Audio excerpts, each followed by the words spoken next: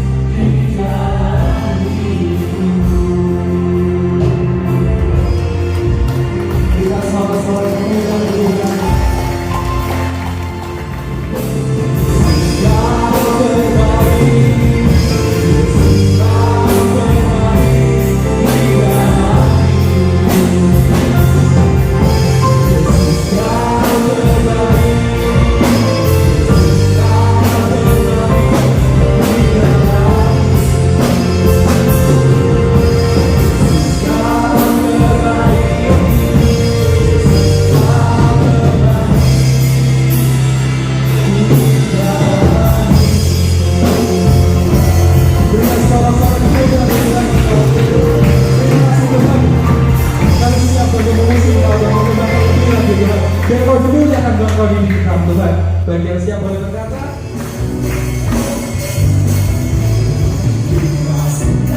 kasih itulah kekuatan bagi jiwa. Dapat rasakan kasih, dapat rasakan kasihnya.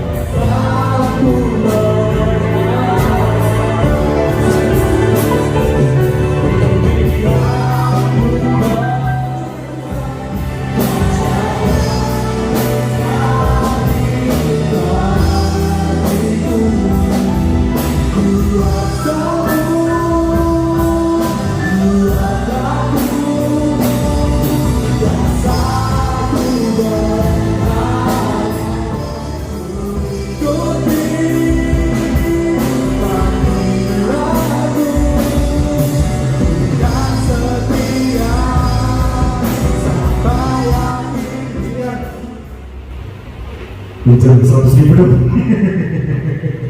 Saudara kasih? Enggak kan? Kenapa? Karena nggak kenal, betul? Karena nggak kenal, nggak percaya, ya kan? Nah, dalam perjalanan iman kita sebagai orang yang percaya, namanya juga orang yang percaya, gitu kan?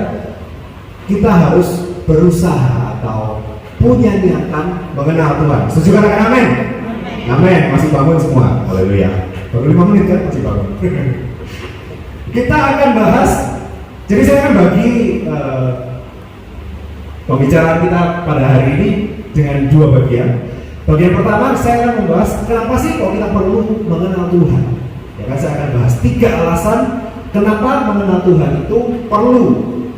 Nah, bagian kedua saya akan share mengenai beberapa pengalaman saya dalam perjalanan iman ini, apa yang saya alami, dan saya akan share beberapa kesaksian. Dan saya berharap, saya berdoa, saya sebelum mulai ini saya berdoa biar kesaksian ini jadi encouragement atau memberikan semangat buat Bapak Ibu Saudara tempat ini. Amin. Oke, kita masuk ke bagian yang pertama. Kenapa kita perlu mengenal Tuhan? Saya mau cobakan. Mohon maaf hari ini saya nggak siapkan PowerPoint karena waktunya agak mepet. Pak Gem baru ngomong hari Senin kemarin. Jadi ekspres. Poin yang pertama, kenapa kita perlu mengenal Tuhan? Saya akan bacakan. Karena mengenal Tuhan sama dengan hidup kekal. Katakan sama saya. 1, 2, 3. Mengenal Tuhan sama dengan hidup kekal. Kita baca ayatnya di Yohanes pasal yang ke-17 ayat yang ke-3.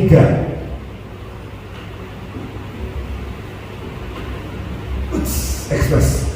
Ya, kita baca ya sama-sama. 1, 2, 3. Inilah hidup yang kekal itu, yaitu bahwa mereka mengenal Engkau satu-satunya Allah yang benar, dan mengenal Yesus Kristus yang telah Engkau utus. Nah, ini diingat dulu ya, kira-kira diingat dulu ayat ini. Saya akan next ke Roma 10. Roma 10 ayat yang ke-9 sampai 10.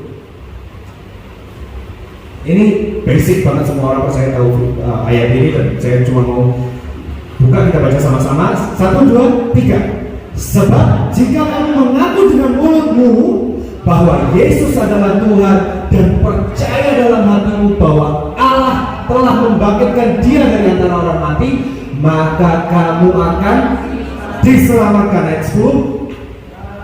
Karena dengan hati orang percaya dan dibenarkan, dan dengan mulut orang mengaku dan diselamatkan. Oke, jadi 2 ayat ini, ya kan, so simple, so basic, kita semua pernah mengalami, ya kan. Kalau saya mungkin atau Victor dulu waktu pertama kalinya lahir baru gitu kan, dipanggil altar call di depan, sambil nangis, sambil angkat tangan, lalu pendetanya atau pastornya akan memimpin dengan sebuah doa yang dalam bahasa Inggris dibilang sinner's prayer. Kenapa sinner's prayer? Sinners itu pendosa, prayer itu doa, jadi doa orang berdosa, sinner's prayer. Dan ini saya percaya kita semua sebagai orang percaya pernah berdoa ini. Kalau belum pernah, ya kan? Kalau belum pernah, nggak usah ngaku, nggak usah angkat tangan, saya nggak akan angkat tangan sekarang. Tapi gitu, saya akan pimpin kita sama-sama ya. Kita sama-sama doakan dalam hati ini. Saya akan doakan, saudara ulangi doa saya, ya kan? Semua kita tutup mata, kita akan doakan ini sama-sama. Yang belum pernah berdoa, doakan dengan segenap hati. Yang sudah pernah, nggak apa-apa, biar yang belum pernah nggak malu. Nggak usah ngaku, ya kan? Nggak usah katakan. Yuk kita doa sama-sama. Kita tutup mata, kita doa. Tuhan Yesus, sekali lagi yang keras, Tuhan Yesus, ampuni dosaku. Saya percaya Tuhan Yesus mati untuk dosa-dosa saya dan bangkit dari antara orang mati. Saya bertobat dan mengundang Yesus masuk ke dalam hidup dan hatiku.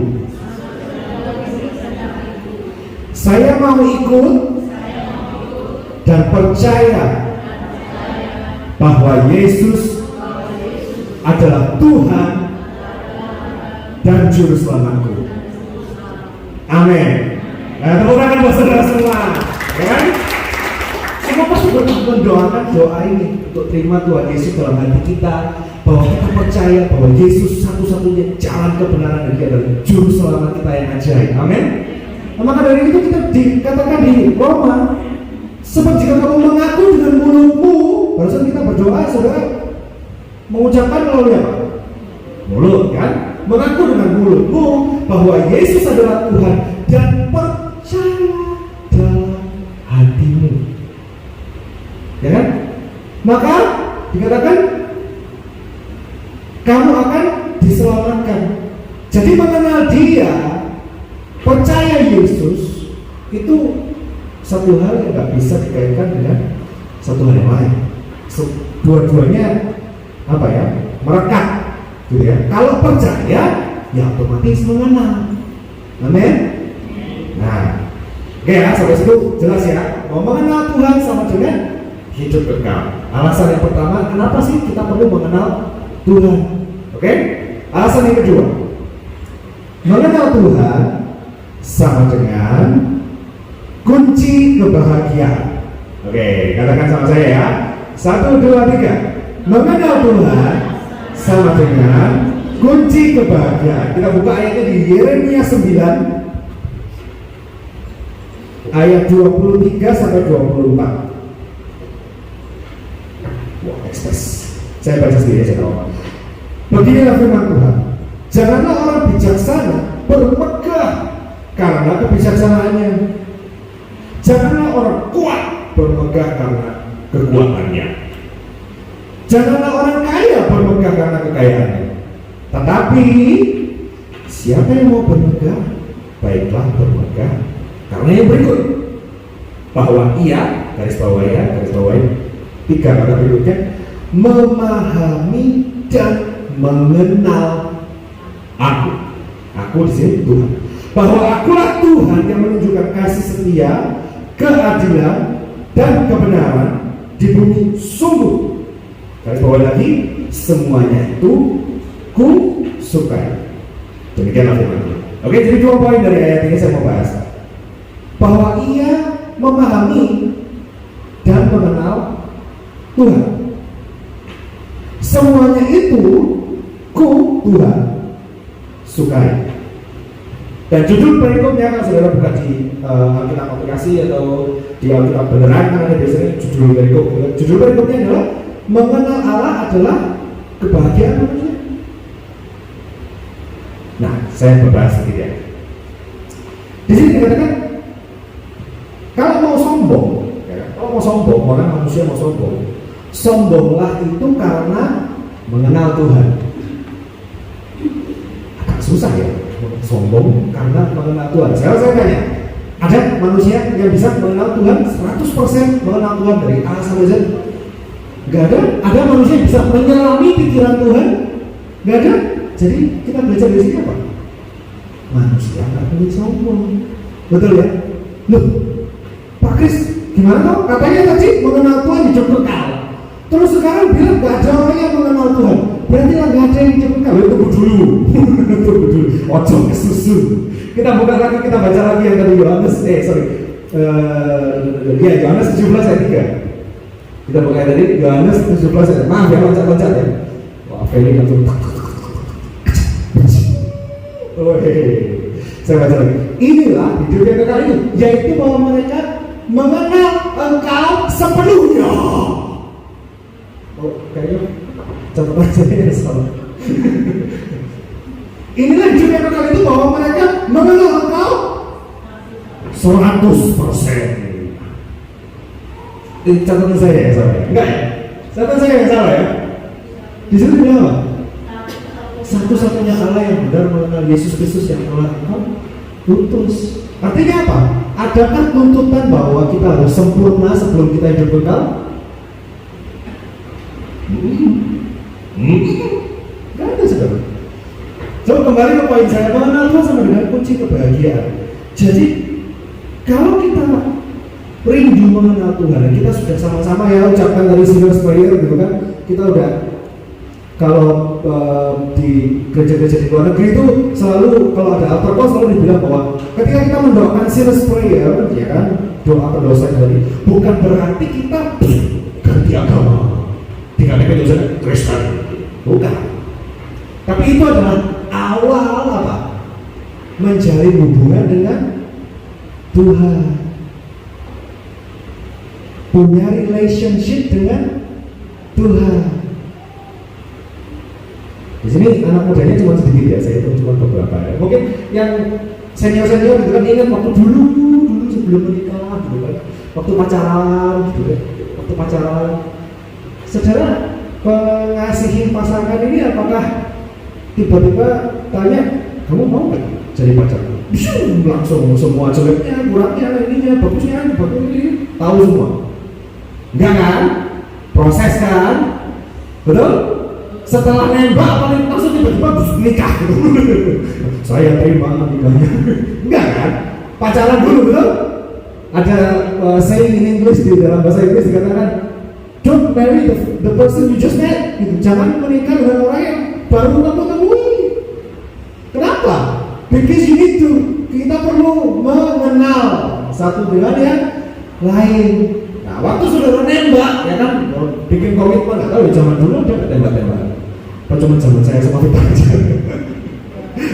Mau nggak jadi pacarku? Nah, sama doa tadi serious prayer, kita mengucapkan itu komitmen, ya kan? Komitmen bahwa Tuhan, aku mau nih berjalan bersama Yesus. Aku mau nih mengundang Yesus dalam hatiku. Bukan berarti terus tiba-tiba saudara mengenal Tuhan 100%. Tiba-tiba Allah download apa ya? Download, mengunduh pengertian tentang Allah Tritunggal, ya kan? Ada Allah Bapa, ada Allah Anak, ada Allah Roh Kudus. Artinya Allah Bapa, Allah tiba-tiba kayak ngerti. Tuhan lampu, enggak ya saudara? Kita perlu mengenal itu proses. Gitu ya, mengenal itu proses. So, jangan sombong karena dikatakan jangan berpegang karena bijaksana, jangan berpegang karena kuat, jangan berpegang karena kaya, tapi berpeganglah karena memahami dan mengenal Tuhan. Dan ternyata tidak ada orang yang bisa mengenal Tuhan 100%. Jadi jangan sombong. Dikatakan juga, sungguh semuanya itu kusukai. Jadi yang saya garis bawah, yang pertama memahami dan mengenal aku, yang kedua semuanya itu kusukai. Kalau nih namanya pacaran, ya kan, pacaran. Terus kita ngedate, ya kan, saya sama Claudia ngedate. Ya, makan yuk. Mau makan apa? Banyak gitu. Mau makan apa saya? Cie. Gak usah blushing. Pasti tanya, kenapa kita tanya? Karena kita ingin tahu pasangan kita suka makan apa. Betul? Atau cuma saya sama istri? Kita pengen tahu pasangan kita suka makan apa. Jadi kita ajak dia makan makanan yang dia suka. Sama kita mengenal Tuhan, kita pengen dong tahu Tuhan sukanya apa. Betul? Setuju? Kita pengen tahu, tanya gitu. Nah, caranya tahu gimana? Tanya Tuhan tuh sukanya apa. Lah kalau sama-sama manusia itu kan yang tadi saya bilang pacar, istri, teman, ditanya kan bisa jawab langsung, kita bisa dengar gitu kan. Lah kalau Tuhan jawabnya dengarnya gimana? Jawabnya dengarnya gimana? Nah, saya kepala 30 tahunan ini belum pernah dengar audible suara Tuhan itu kayak apa. Apakah ngebas kayak biasanya di film-film begitu? Apakah cepring? Saya juga nggak tahu. Tapi kita dengar suara Tuhan gimana? Seperti yang saya tadi bilang, harus punya pengalaman pribadi dengan Tuhan, supaya kita mengenal, oh Tuhan itu maunya begini loh. Oh Tuhan itu sukanya begitu loh. Tanya sama Tuhan boleh nggak? Boleh. Ya kan? Berdoa dulu, saya mau menikah sama Claudia. Tuhan, apakah Claudia itu istriku? Tanya, nggak apa-apa tanya. Nggak tiba-tiba jawab, iya nak, itu istrimu, nikahin. Enggak saudara. Proses, ya kan, proses. ada kisahnya, ada ceritanya, pengalaman saya mengenal Claudia ini dan itu, sehingga oh ini kayak gini Tuhan, orangnya Claudia itu seperti ini loh. Kayak kalau malam berdoa, Tuhan Claudia, Tuhan aku lagi bangun bertengkar, Tuhan sama Claudia, Tuhan dan minta maaf loh Tuhan.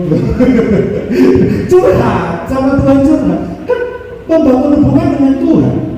Boleh kan curhat, boleh kan cerita. Tuhan tahu nggak tadi pagi terjadi apa? Tahu, tapi bukan berarti Tuhan nggak mau dengar cerita sebenarnya. Amin. Tuhan kepengen loh saudara cerita tadi pagi makan apa, atau yang belum makan tadi pagi bangun kesini naik apa. Tuhan tertarik loh, tertarik ya. Kepengen tahu, ngepoin. So jangan biarkan Tuhan nunggu saudara. Waktu saat ada cerita sama Tuhan cerita.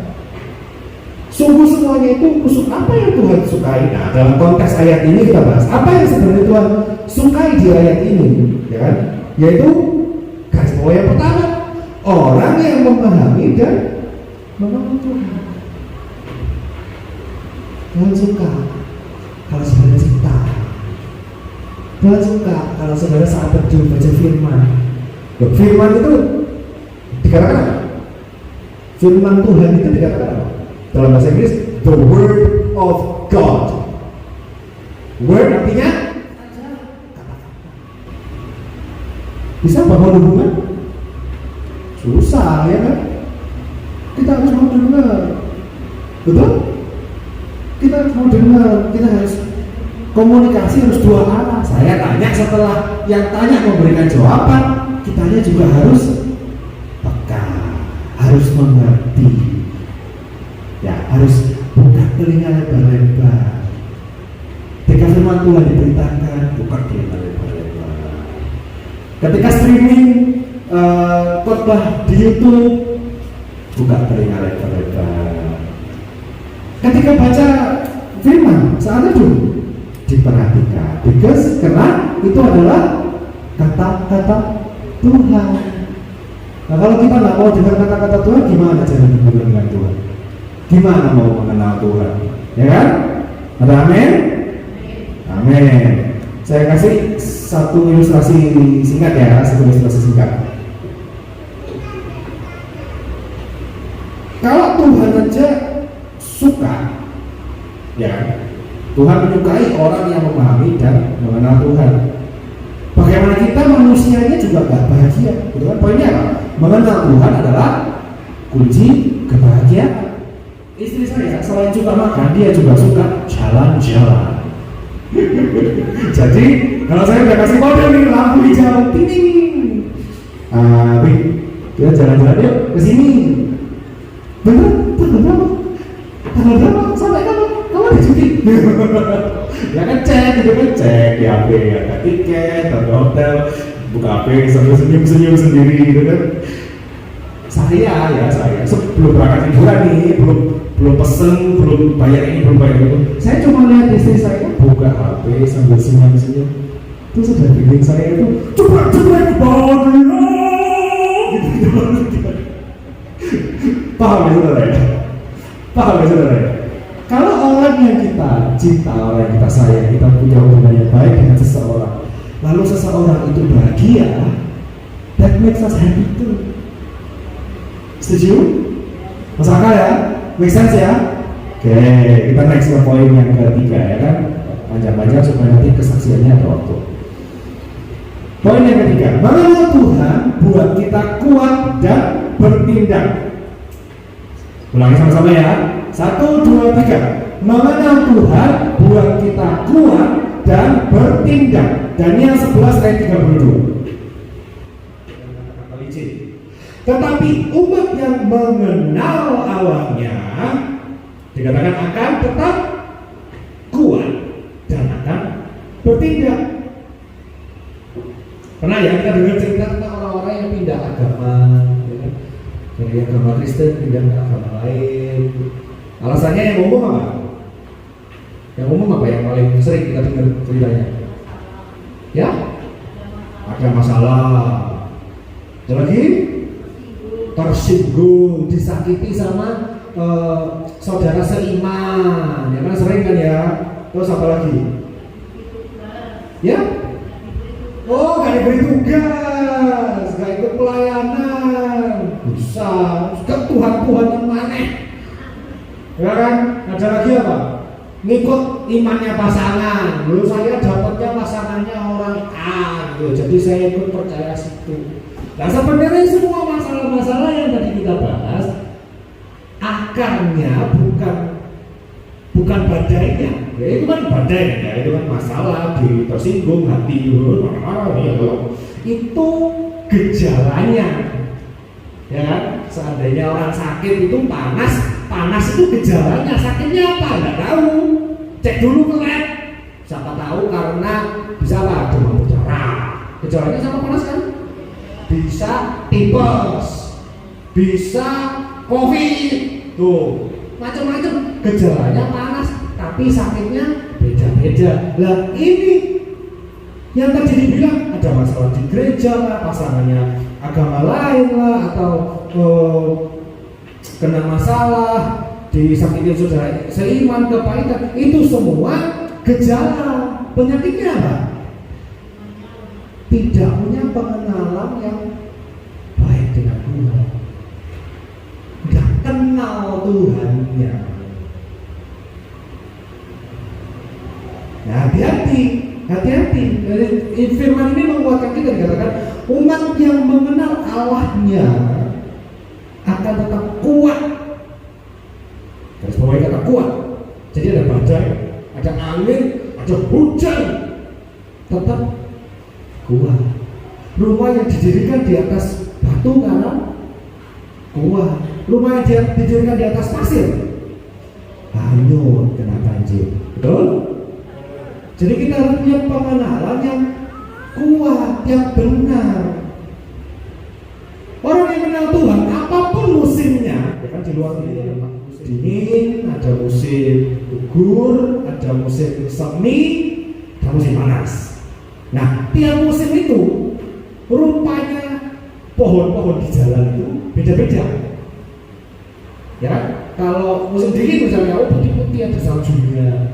Musim gugur misalnya, oh daunnya rontok semua. Ya kan, jalannya jadi yang kayak di drama-drama Korea itu ada daun-daun kering gitu kan. Terus kalau musim semi, nah baru daunnya kelihatan bagus, pohonnya kelihatan hijau. Kalau musim panas kayaknya sama ya. The point is, pohonnya itu rupanya beda-beda. Setiap musim, ya kan? Setiap musim bisa dihindari. Ya bisa sih, kalau nggak mau suka 4 musim ke Indonesia aja, musim hujan, musim panas, nggak ada ya kan? Tapi pohon itu ditanam di situ, kita nggak bisa pilih musimnya mau musim apa, gitu kan? Jadi yang musimnya semua pohon mengalami musim yang sama. Orang Kristen yang mengalami musim banyak musim. Kadang yang kena badai, kadang yang cerah, matahari bersinar, langitnya biru, hatiku gembira. Tapi dikatakan orang yang mengenal Allah, umat yang mengenal Allahnya, dia akan kuat setiap musim, tidak bergejolak, tetap kuat karena mengenal Tuhan. Nah, orang yang mengenal Tuhan apapun musimnya kita akan tetap kuat dan bertindak. Diajak pelayanan, ayo. Diajak mesbah doa keluarga, ayo. Diajak jalan-jalan, ayo semua masuk otomatis. Mungkin cuma saya yang enggak. Mending di rumah saudara jalan-jalan capek. Istri saya jamin mending di rumah. Suka jalan-jalan juga ternyata. Jadi kita perlu mengenal Tuhan, dan seperti saya sebut tadi, kita perlu punya pengalaman pribadi dengan Tuhan. Ya, setuju katakan amin. Nah, coba cubit sebelahnya, masih bangun enggak? Jangan sampai biru ya saudara. Bercanda aja. Karena kita akan masuk ke bagian yang kedua. Saya katakan tadi bagian pertama saya akan membahas tentang kenapa mengenal Tuhan itu perlu. Ya. Bagian yang kedua, saya tadi bilang saya akan menceritakan sedikit pengalaman saya, ya, sedikit sih, ada 15-20 menit. pengalaman saya selama saya mengikuti Yesus atau ya jadi orang Kristen gitu ya. Dan pengalaman-pengalaman inilah yang saya harap bukan berarti untuk state atau menyatakan bahwa oh saya lebih suci dari semua orang di sini. Ya, sama aja. Cuma saya sudah pernah mengalami dan saya ceritakan, dan saya berharap cerita-cerita ini, kesaksian-kesaksian ini juga encourage, memberi semangat saudara-saudara bahwa saudara berjalan dalam perjalanan iman saudara itu saudara enggak jadi ya pengenalannya beda. Nah, saya akan generalisasi cerita-cerita saya yang berikutnya ini dalam 3 sosok atau 3 role bahasa Indonesia-nya kelewatan. Ya dia Tuhan sebagai apa gitu, role Tuhan sebagai apa. Jadi role yang pertama adalah Tuhan adalah pelindung. Nah, saya mau ceritakan singkat aja singkat, kalau panjang gak selesai. Perjalanan udara, laut maupun darat saya sudah pernah lalui, itu kan kita semua juga banyak. Tuhan itu nggak pernah lepas perlindungannya dari halo, karena saya masih belajar di sini, amin. Kalau saya udah nggak di sini lain ceritanya. Tuhan perlindungannya itu ajaib dan luar biasa, ya kan? Yang most recent yang paling baru terjadi dan saya akan ceritakan hari ini adalah saya waktu itu sedang berjalan ke Surabaya dengan istri saya. Jalannya macet, padat, nggak sampai yang besar jam itu enggak, cuma ya padat aja. Jadi kita sempat berhenti, semua kendaraan berhenti. Kita ambil di jalur paling kanan. Di jalanan itu ada 3 jalur. Dari saya paling kanan, ada tengah, ada kiri. Nah, dari jalur yang tengah itu tiba-tiba ada mobil box, bukan truk ya, mobil box yang pickup tapi ada kotaknya itu tiba-tiba main bowling sudah.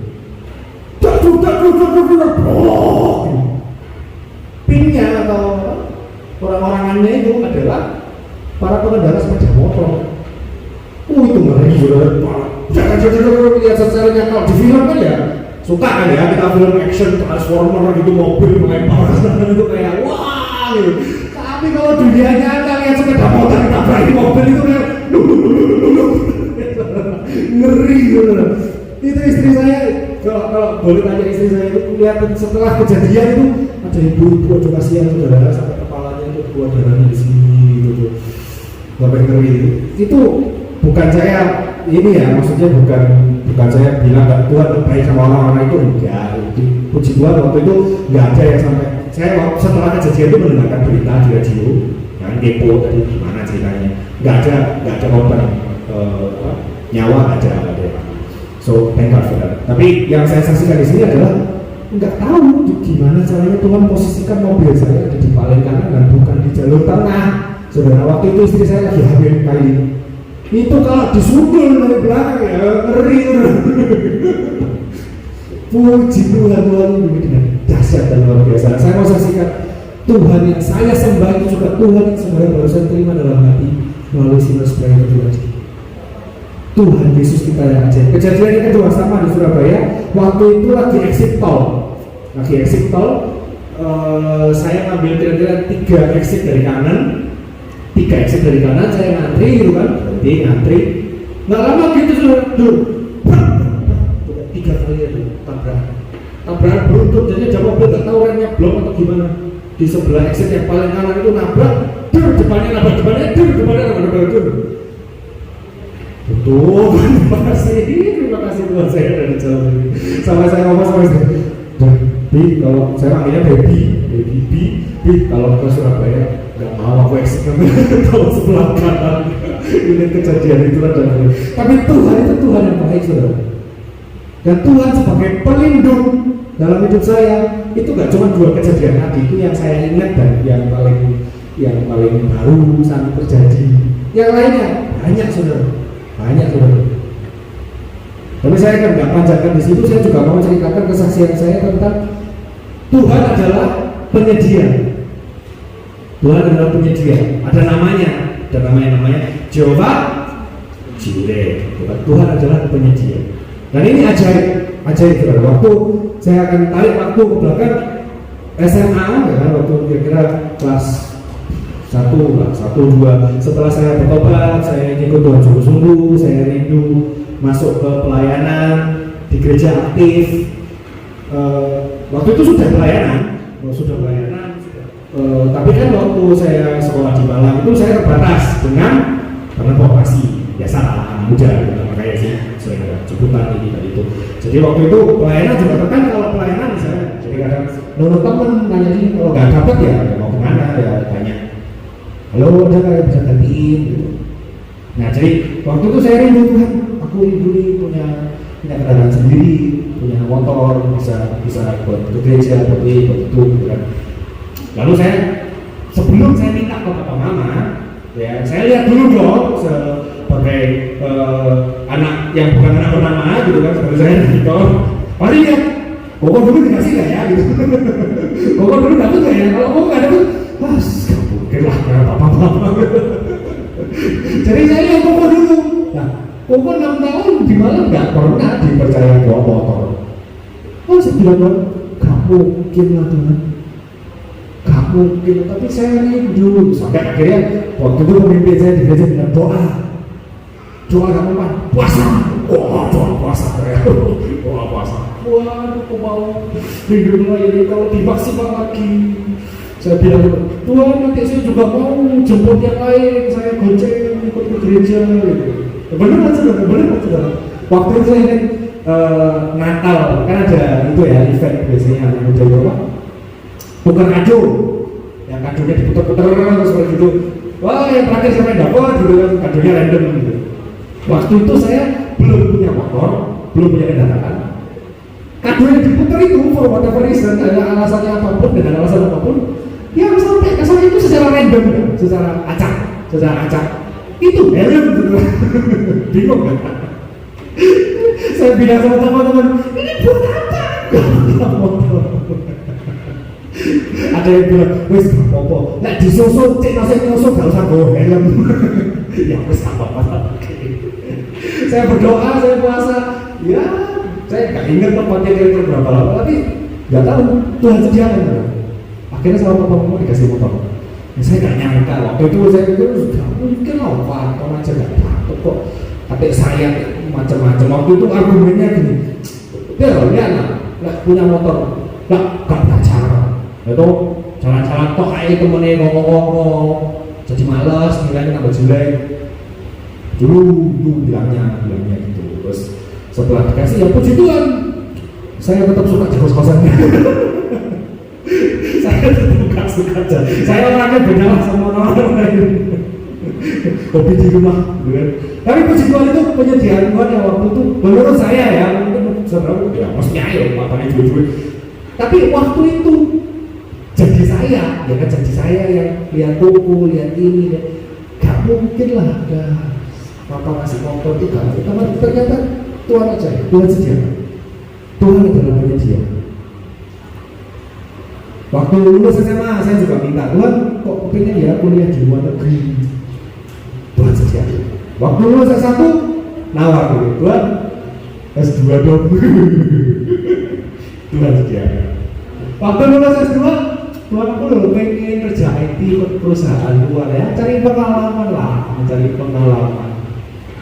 Tuhan sediakan. Enggak. Saya nyari kerja apalagi ini kan 3 bulan di nganggur dan apa nggak ada ya. Ada yang interview tapi nggak lolos. Tadi experience pengalamannya apa? Baru lulus nggak cari yang baru lulus gitu. Susah. Tapi dengan ajaib ya, singkat cerita dengan ajaib Tuhan sediakan.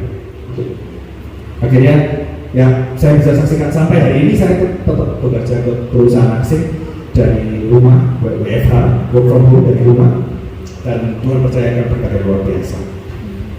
Berikutnya saya nggak mau lama-lama di situ karena ini nuggetnya di sini. Nugget itu ya chicken nugget itu ya digoreng bukan. Maksudnya saya mau tekankan di sini. Saya mengalami yang paling lah, menurut saya berkesan sekali adalah Tuhan itu penyembuh. Katakan sama saya, Tuhan itu penyembuh. Karena ada namanya lagi. Kata tadi Jehovah Jireh, kalau ini Jehovah Rafa, Tuhan penyembuh.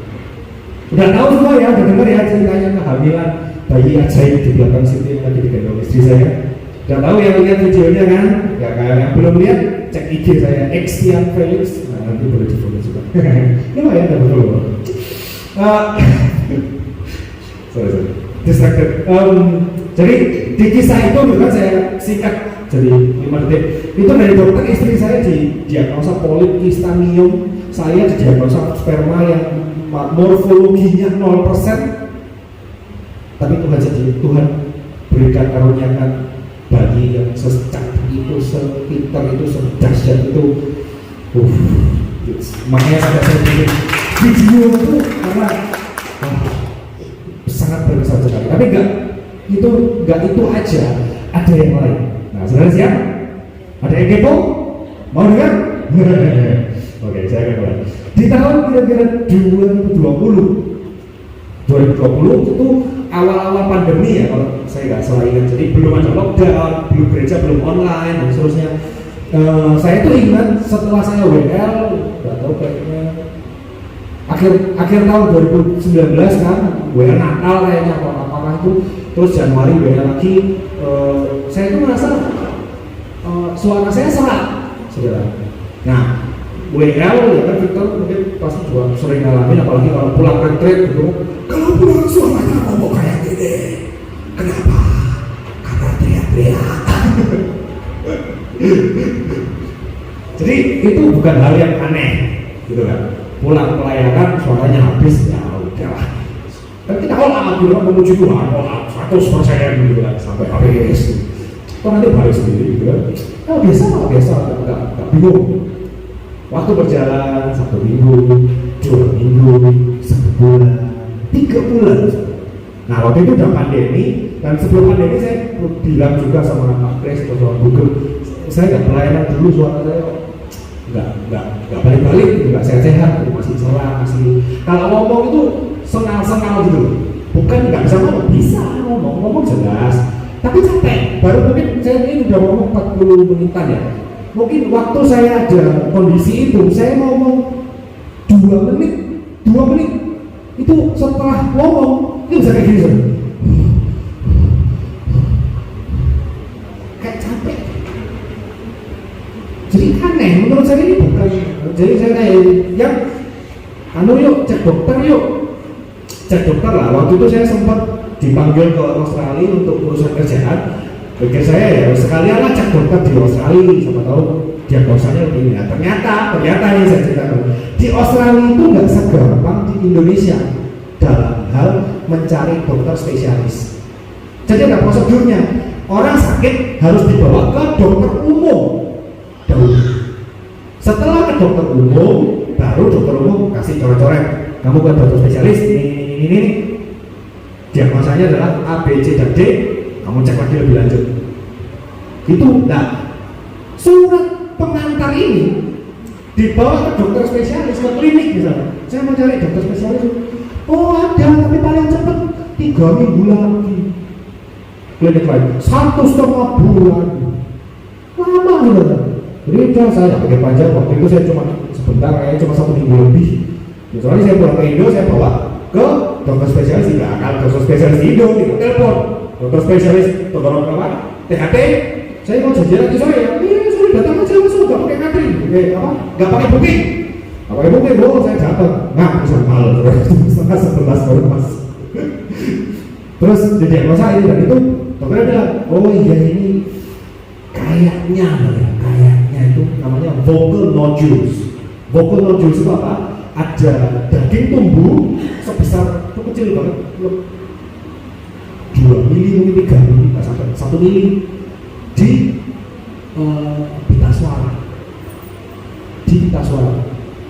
Nah, diagnosanya waktu itu bilang, dokternya bilang gitu, tapi dokternya bilang, ojo ke susu, jangan terburu-buru, kita cek dulu. Namanya ceknya adalah endoskopi. Jadi dimasukkan selang ke lewat mulut sini, ya kan?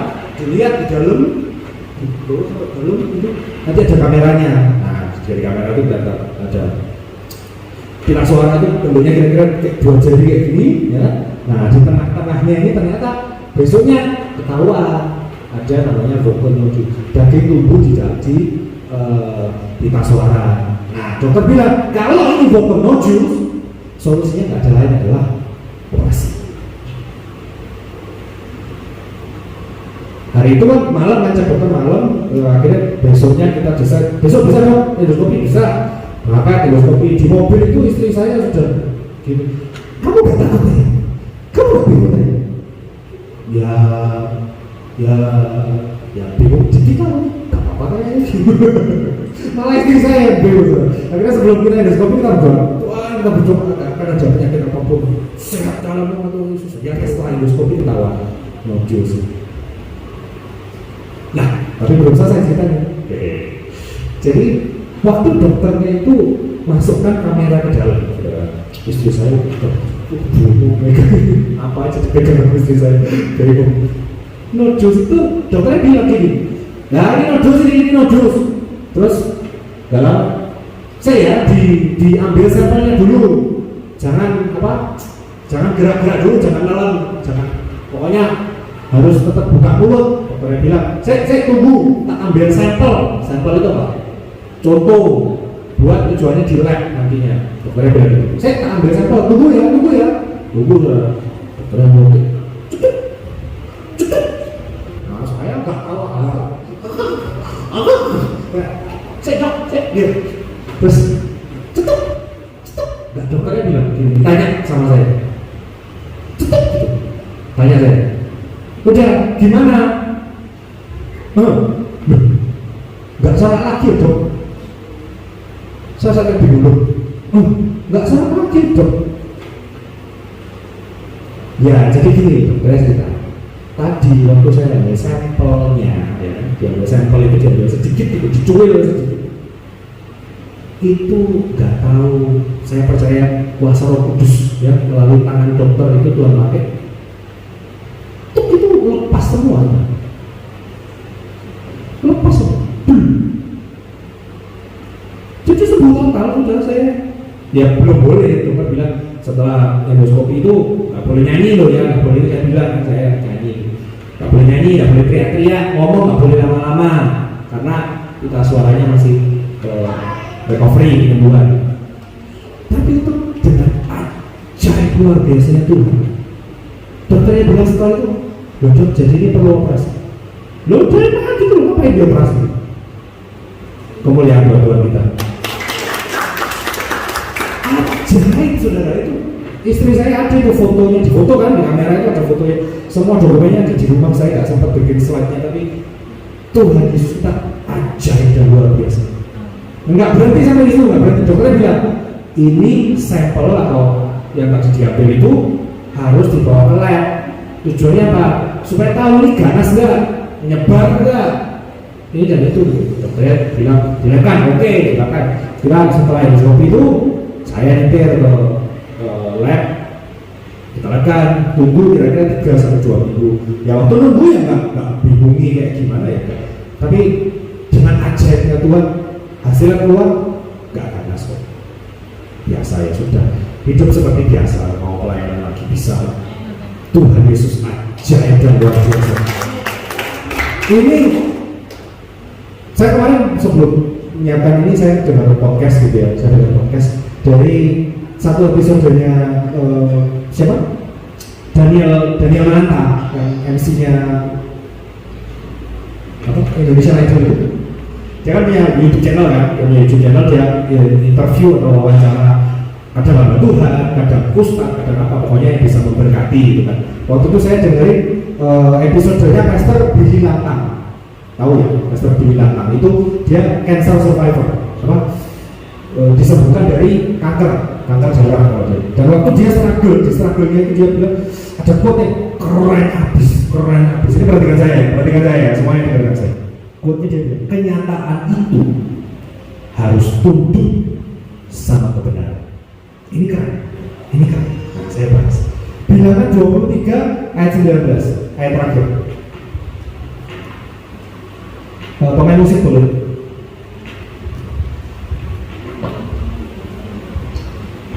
Bilangan 23 ayat 19. Ini ayat apa? Saya bacakan aja biar cepat. Allah bukanlah manusia sehingga ia berdusta, bukan anak manusia sehingga ia menyesal. Nah, saya mau garis bawah di sini. Allah bukanlah manusia sehingga ia berdusta.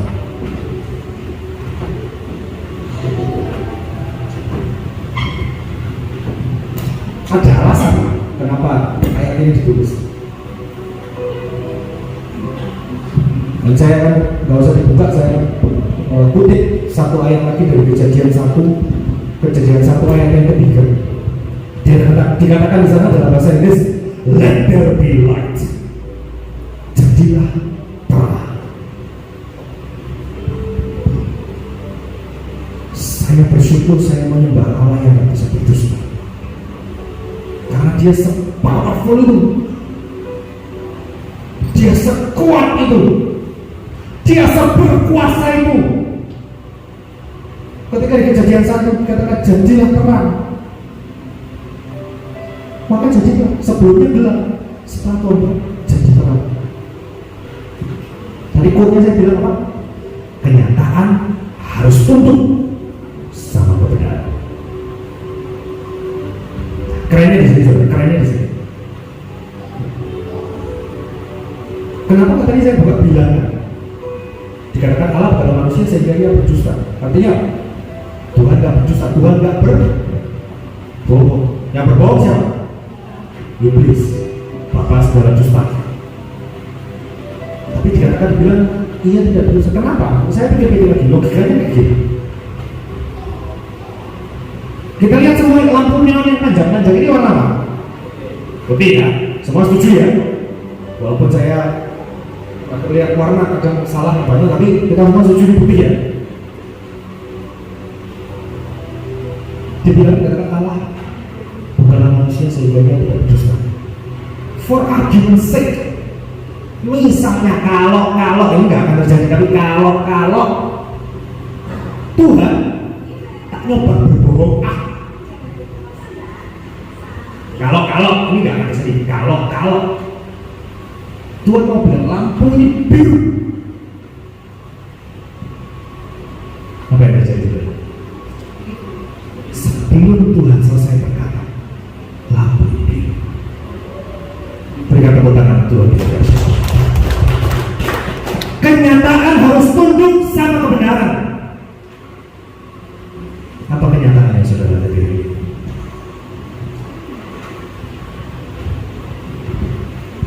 Sakitkah? Menunggu anaknya bulan? Masalah dengan pasangan?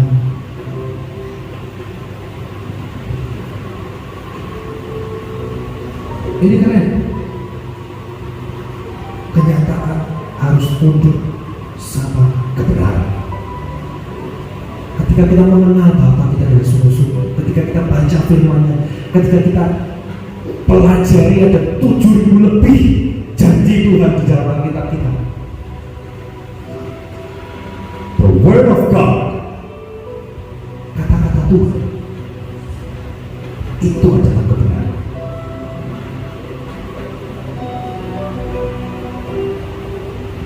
Dan saya berdoa, apapun kenyataan yang saudara hadapi hari ini, saya berdoa, kesaksian saya, pengalaman saya, Tuhan yang saya sembah, Tuhan yang saya layani, Tuhan yang saya percaya, sama loh dengan Tuhan yang ada di dalam saudara. Alkitab yang saya baca sama dengan Alkitab yang saudara baca.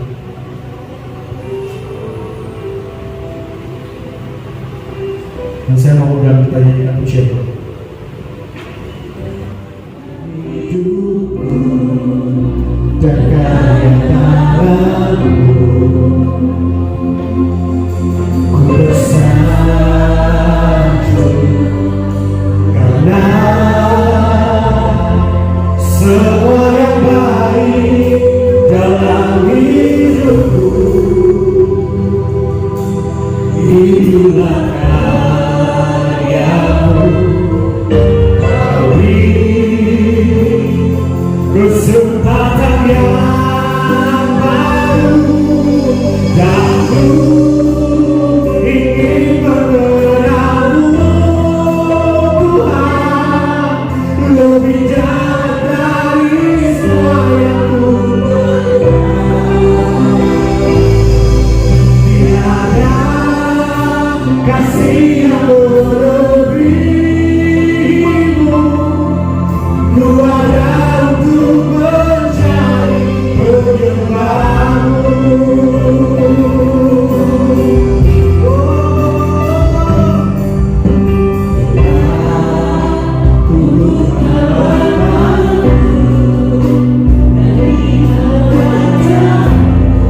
Karena kagum-agummu,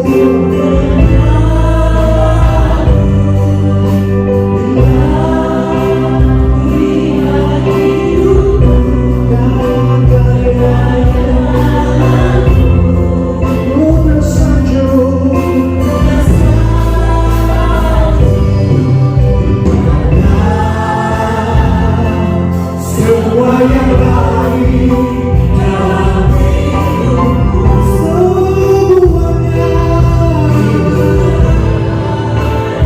semuanya kau beri kesempatan yang baru, dan ku ingin mengenalmu lebih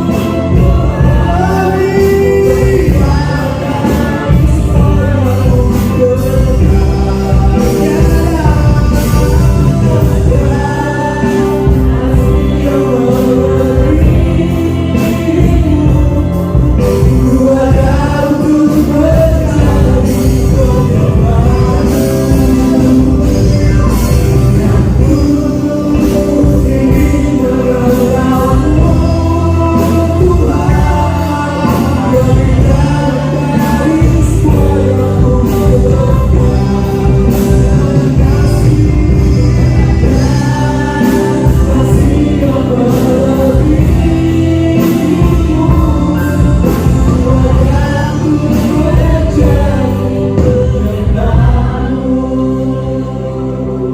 Saya mau tanya saudara, kita renungkan sama-sama.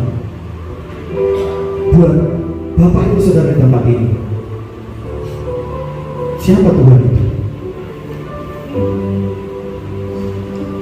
Apakah Tuhan itu penolong buat saudara? Apakah Tuhan itu pelindung? Apakah yang seperti saya ceritakan dari Tuhan itu penyedia yang ajaib? Dia penyembuh yang dahsyat dan luar biasa. Ingat gak pengalaman-pengalamanmu dengan dia? Apa yang bisa kita pelajari dari perjalanan bersama-sama dengan Yesus? Apakah kita masih punya kekaguman yang sama? Wow, dahsyat kuasa-Mu.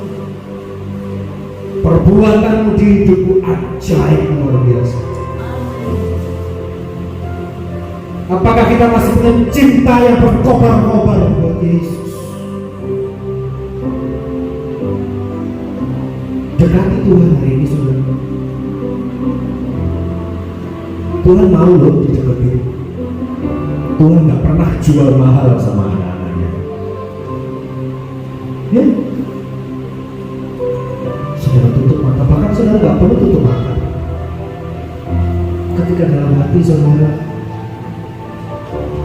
bilang, Tuhan, dia ada di sana. Dia dekat dengan saudara.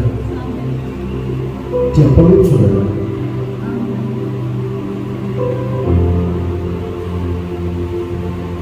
Ada yang pernah telepon Pak Presiden kita Jokowi, Pak, pulang gereja mau kafe gak? Stupisi, terlalu sibuk, banyak urusan, nggak akan peduli dengan kita. Kabar baiknya buat saudara di tempat ini adalah Bapa kita yang seperti itu. Dia nggak seperti itu.